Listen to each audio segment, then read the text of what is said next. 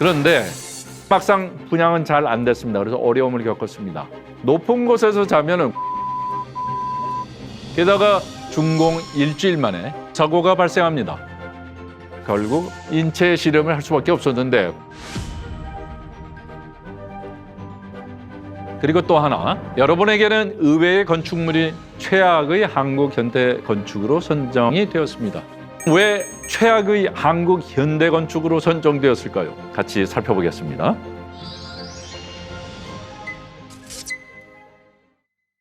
안녕하십니까? 건축가 민경식입니다. 한옥은 단층집이라는 것이 특징입니다.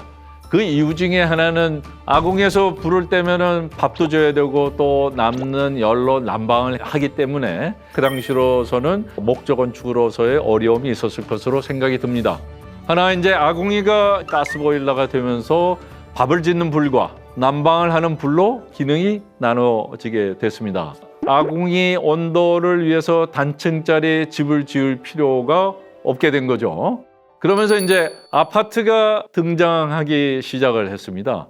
1958년 일본이 아닌 우리의 민간 회사인 중앙산업이라는 건설회사가 지은 최초의 국내 아파트가 성북구 종암동 고려대 옆 언덕에 지어진 종암 아파트라고 있었습니다. 국내 처음으로 수세식 변기를 집안에 들여놨습니다. 집집마다 재래식이 아닌 수세식 변기가 들어가 있었다는 건 아주 획기적인 사건이었습니다. 방 2칸에 거실, 주방, 발코니까지 딸린 고급 주택이었습니다. 그리고 부엌에는 연탄 아궁이를 설치를 했고요. 그런데 종암 아파트는 막상 분양은 잘 안 됐습니다. 그래서 어려움을 겪었습니다. 왜냐하면은 높은 곳에서 자면은 고공병에 걸린다고 해서 사람들이 기피했습니다. 자, 이후에 박정희 대통령이 주택난 해소를 위해서 주택공사의 대규모 아파트 건설을 이제 지시하게 됩니다. 이때 탄생한 게 바로 서울 도하동에 있는 마포 아파트입니다.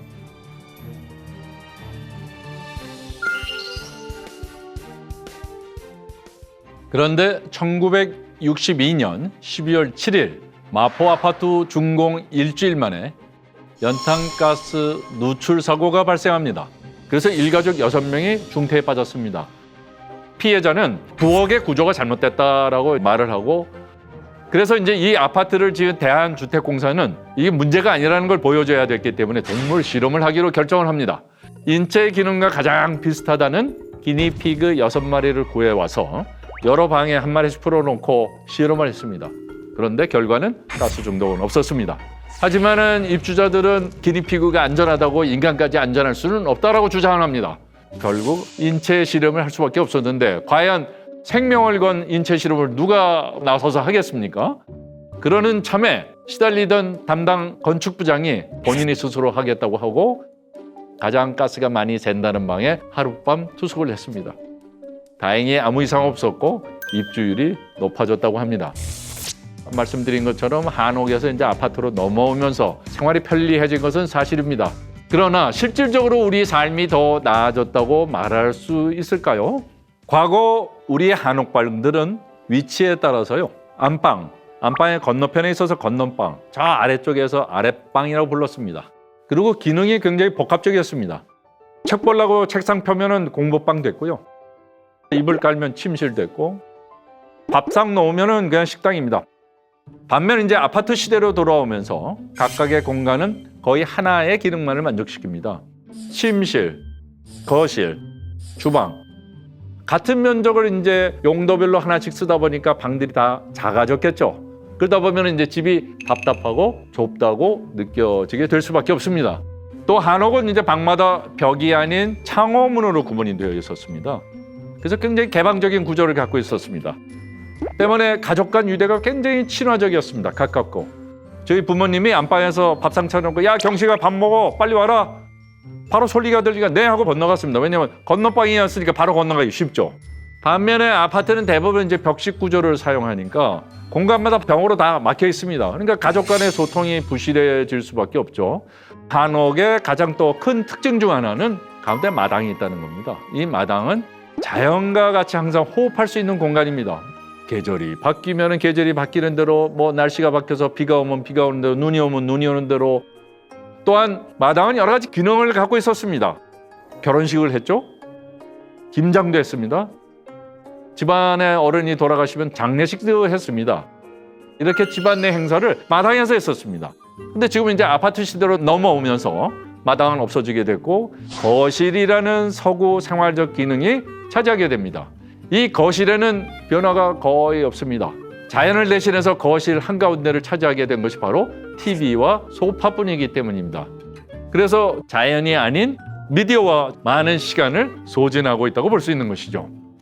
삶의 공간이 이제 한옥에서 아파트로 변화함에 따라서 그 안에 사는 우리의 삶의 양식이나 사고방식도 변화하고 있습니다. We shape our buildings, thereafter they shape us. 2차 대전 시 폭격으로 폐허가 된 영국 의회 의사당을 다시 짓는 자리에서 행한 연설의 한 부분입니다. 모든 개인에겐 집이 있듯이 국민을 대표하는 민의의 집이 국회의사당입니다. 우리 국민의 뜻이 모이고 결정되는 것이기 때문에 우리의 삶에 지대한 영향을 미치는 공공건축임에 틀림없습니다. 그런데 건축 전문가 100인이 뽑은 최악의 한국 현대 건축의 의외의 이름이 있습니다. 바로 국회의사당과 청와대입니다. 자, 당대 최고의 엘리트들이 참여했을 두 건축물이 왜 최악의 건축물로 손꼽혔을까요? 보시다시피 여의도의 국회의사당은 국적이냐 개념이 없는 건물로 보여집니다. 열주도 있고 위에 돔도 씌워놓고 앞에 큰 광장도 정원도 있습니다. 그러나 우리의 전통입니까? 우리의 문화일까요? 아니면 우리의 미래를 보여주고 있나요? 다시 말씀드려서 어느 다른 도시에 갖다 놔도 아무 문제가 없습니다. 무엇보다도 국회의사당에서 여러분들이 보시기에 가장 눈에 띄는 부분이라고 하면은 서양 보전 양식 건물에 주로 얹혀 있는 커다란 돔입니다. 어쩐지 생뚱맞다는 느낌 들지 않으시나요? 국회의사당의 돔이 어쩌다 얹혔을지 살펴보겠습니다. 우선 국회는 어쩌다 여의도로 왔을까요? 자, 우리나라 최초의 재헌국회는 중앙청이라고 하는 옛 조선 총독부 건물이었습니다. 1950년까지는 이 중앙청 건물을 국회로 사용을 하다가 6.25가 발발하면서 부산으로 잠시 우리의 국회를 옮겼습니다. 그 당시에 있었던 부산의 경남도청 무덕전이라고 하는 곳을 국회로 사용하다가 다시 서울이 수복이 되면서 지금의 서울 덕수궁 옆에 서울시의회로 쓰고 있는 건물을 국회의사당으로 썼습니다. 그리하다가 1967년 대대적인 한강종합개발계획을 이제 발표를 하게 되는데 그 한강종합개발계획의 핵심 중에 하나가 이 여의도 개발이었습니다.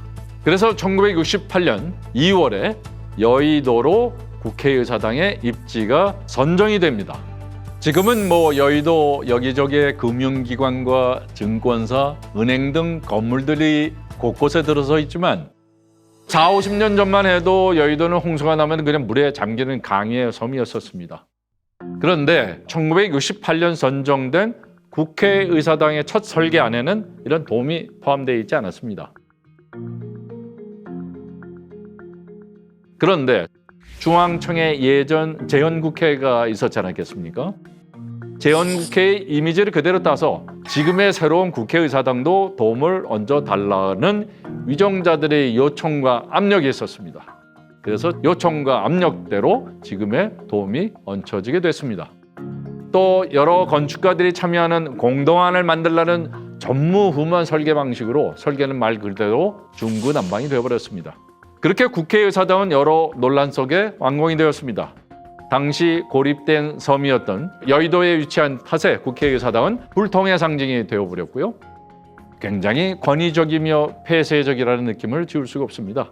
또 외관은 이렇습니다만 또 내부는 어떨까요? 국회 본회의장은 남북 통일 등에 대비해서 한 600석 규모로 설계되었었는데요. 실제 의원 수는 그보다 훨씬 적으니까 멀리 떨어진 의원들이 할 수 있는 일이 뭐였을까요? 고함 지르고 휴대폰 보며 딴짓하는 모습의 분들을 자주 보시지 않습니까? 그야말로 잘못된 건축이 잘못된 사람을 만들어내는 본보기일 거라고 생각이 듭니다. 다른 나라 국회의사당은 어떨까요? 스위스의 국회의사당입니다. 1902년 수도 베른의 세계 최초의 근대 민주주의 현장의 의미로 지어졌습니다. 스위스인들의 만남의 장소이자 스위스 여행 명소 중 하나입니다. 보시는 바와 같이 이 앞에 중앙 분수도 있고 라이팅으로 밤에는 이벤트도 하고 우리가 생각하는 그러한 국회의사당 같지 않습니다. 이렇게 스위스는 국회도 국민들 모두에게 열려 있습니다. 베를린에 있는 국회의사당입니다. 원래 있던 국회의사당이 전쟁으로 크게 훼손이 되었었고요. 독일 통일 이후에 재건을 거쳐서 맨 위에 돔을 아주 새로운 형태로 리모델링해서 얹었습니다. 돔이 투명해서 그 안에 본 회의장을 시민들이 다 올라가서 볼 수 있습니다. 국회의사당의 제일 높은 곳을 시민들이 올라갈 수 있게 배려를 한 것이지요. 설계를 한 건축가 노만 포스터 역시 국민이 먼저이고 또 투명한 장치로서의 국회의 철학을 담았습니다. 1995년도에는 미국의 설치 미술 작가인 크리스토 장클로드 부부가 건물을 다 천으로 뒤덮어버렸습니다. 그래서 국회의사당 전체를 하나의 설치 작품으로 만들었습니다. 이게 그 도시의 예술이고 문화 아니겠습니까? 참여적 예술 문화가 국회의사당이라는 것에 할 수 있었다는 것이 참 부럽고 또 우리나라가 나아가야 할 방향 아니겠나 생각이 들기도 합니다. 그리고 또 하나 바로 청와대입니다. 업무 공간으로는 처음으로 전통 건축의 모습을 가진 현대 한옥으로 만들어졌는데 그 한옥이 최악의 건물에 선정된 겁니다. 청와대는 왜 최악의 한국 현대 건축으로 선정되었을까요? 우리가 아는 한옥은 목조입니다. 그러나 당시 정권의 강조에 따라서 거의 모든 기념적인 건축은 한국적이어야 한다고 하면서 목조가 아닌 외관을 그냥 모방하는 콘크리트와 거기에 따른 기와를 올리게 했습니다. 건축가 김수근 선생님은 이 건물들을 박조 건축이라고 불렀습니다. 그러니까 조선시대의 건축물을 외관의 형태만 그냥 빌려서 콘크리트로 지어진 건물이라는 비난이었던 것이었었죠. 또한 청와대의 장소도 일제가 조선 왕조를 폄하하기 위해서 경복궁이 내려다 보이는 북악의 기슭의 총독관절을 지었던 것입니다. 최고 권력의 상징임을 자랑하듯 서울의 공간구조 주축의 정점에서 시민들을 내려다보듯 위치하고 있었습니다. 시민의 목소리에 귀 기울여야 할 곳이 거대한 권위주의적 상징물이 되어버렸습니다. 그래서 청와대가 최악의 한국 현대 건축물로 선정이 되었을 거라 생각을 합니다. 여러분들 잘 아시겠지만 조만간에 국회의사당과 대통령 집무실이 지어질 예정입니다. 이번에도 잘못 지어진다면 우리의 앞으로의 역사에 오점으로 남지 않겠습니까? 여러분들이 참여할 수 있는 방법은 관심을 갖는 것입니다. 애정을 갖는 것입니다. 그리하여 국민과 국가의 상징으로서 대한민국의 자부심이 되고 또 우리의 삶을 풍요롭게 할 수 있는 자랑스러운 공공건축물로 탄생할 수 있다고 생각합니다.